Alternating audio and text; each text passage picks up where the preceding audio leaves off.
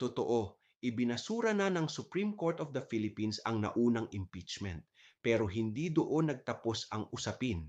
May panibago na namang impeachment na nakahain sa mababang kapulungan ng Kongreso. Ibig sabihin, hindi tsismis ang bumabalik, kundi mga tanong na patuloy na naghahanap ng sagot.